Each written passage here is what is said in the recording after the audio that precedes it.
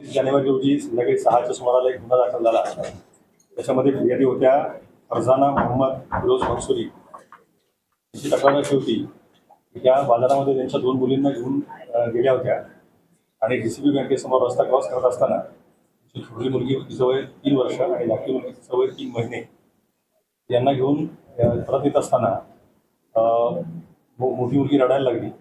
त्यामुळं त्या दोन्ही मुलींना घेऊन रस्ता कसा क्रॉस करायचा, तर एक बुरखाधारी महिला तिथं आली आणि त्यांना म्हणाली की तुला मुझे भी रोड क्रॉस करना है, एक लड़के को मेरे पास दे दो, असं म्हणून तिने त्या मुलाला छोटी मुलगी जी होती 3 महिन्याची, त्या मुलीला घेतलं. दोघीजणी डिवायडरपर्यंत बरोबर चालत आल्या आणि त्यानंतर ही जी अनोळखी महिला होती ती महिला जोरात रस्ता क्रॉस करून पलीकडे निघून गेली आणि रिक्षामध्ये बसून निघून गेली.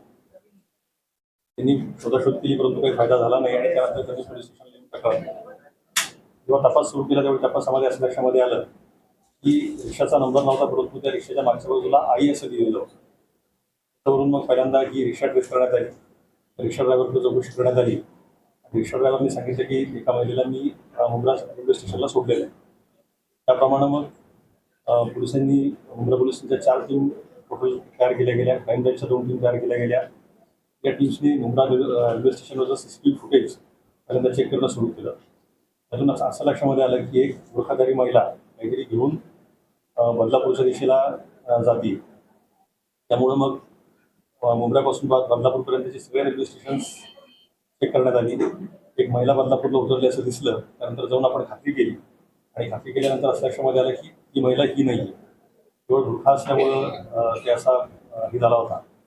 त्यानंतर पुन्हा तपास मोजा घेऊन थांबला. मग मुंब्रा रेल्वे स्टेशनमधल्या सगळ्या CCTVचं पुन्हा एकदा बारकाईने निरीक्षण केलं. त्यावेळी असं लक्षामध्ये आलं की प्लॅटफॉर्म नंबर 2वर एक महिला त्यामध्ये एक बाळाला घेऊन येते. त्या बाळाचा सॉक्स पायाच्या बाजूला दिसतोय. एका माणसाला भेटते, त्यांना अजून एक महिला येऊन भेटते आणि त्यानंतर एक महिला परत निघून जाते स्टेशनच्या बाहेर आणि त्यानंतर एक ती महिला आणि तिच्याबरोबरचा माणूस इकडं CST लोकलमध्ये बसतात आणि मुंबईच्या दिशेला निघतात. त्यानंतर मग मुंबईकडची आपण सगळी रेल्वे स्टेशन चेक केली. ठाणे रेल्वे स्टेशनला ती महिला उतरल्याच्या नंतर निष्पन्न झालं ती महिला आणि पुरुष, आणि त्यानंतर पुढचा बाकी काही प्रेस लागायला तयार नव्हता. परत तपास जी महिला मुंब्र्यामध्ये निघून गेली होती त्या महिलेच्या दिशेने सुरू झाला. पूर्ण CCTV फुटेजेस पुन्हा चेक केली आणि चेक केल्यानंतर असं लक्षामध्ये आलं की शादी महल हॉल रोडला ईशानगरला ती महिला उतरलेली आहे. परंतु त्या भागामध्ये अनेक बिल्डिंग्स आहेत आणि सगळ्याच भागामध्ये काही CCTV कव्हरेज नाही आहे.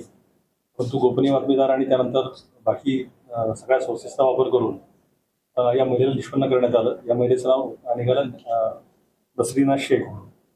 या नसरीना शेखला चौकशी केली त्यावेळी तिने असं सांगितलं तिची बहीण आणि तिचा मेहुणा हे दोघं मुंब्र्याला आले होते तिला न सांगता, आणि तिला त्यांनी प्लॅटफॉर्मला बोलवून घेतलं होतं हे सांगण्यासाठी की मग तुम्ही सरप्राईज दिखाने वाली रेल्वे स्टेशन पे आजा.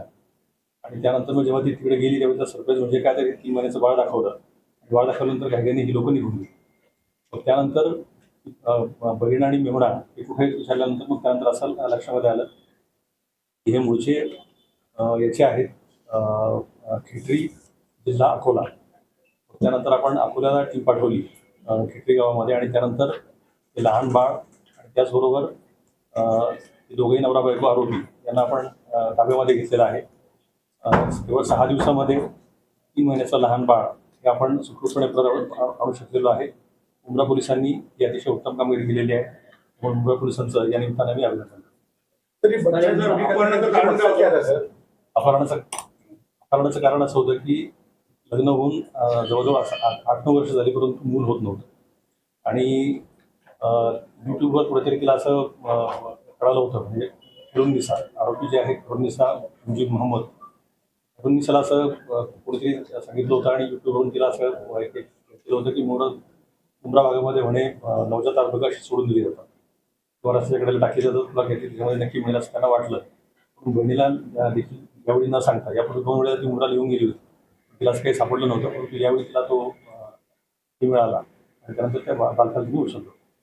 तर तुम्ही सांगितल्याप्रमाणे पहिले बदलापूरच्या दिशेने शोध मोहीम सुरू होती, त्यामुळे पाहिलं तर अनेक CCTV फुटेज तुम्हाला हाताळावी लागली होती. याकरिता नेमकं किती हाताळले होते यामध्ये किती नेमकं पोलिसांना पोस्टमॉर्टम तैनात केला होता? एकूण मुंब्रा पोलीस स्टेशनच्या 4 टीम होत्या. हे टीमचं आपल्यासमोर आहेतच आणि यांनी दिवस रात्र काम केलेलं 16-18 तास काम केलेलं आहे. कमीत कमी 1600 CCTV फुटेज आपण चेक केली. या सगळ्यांचं अनालिसिस करणार, त्यानंतर एका CCTVवरून दुसऱ्या CCTVपर्यंत जाणार, कमीत कमी 1600 CCTV चेक केली. सर, महिला का कोई पुराना आपराधिक रिकॉर्ड? कुछ सर, कितने घंटे में क्या सॉल्व किया आप लोगों ने? इसको 6 दिन लग गए, लेकिन ये दोनों दिनों काफी कॉम्प्लिकेटेड ये था. 6 दिन के अंदर हो गया. सर, धाराएं क्या लगी उन पे? BNS section 137(2)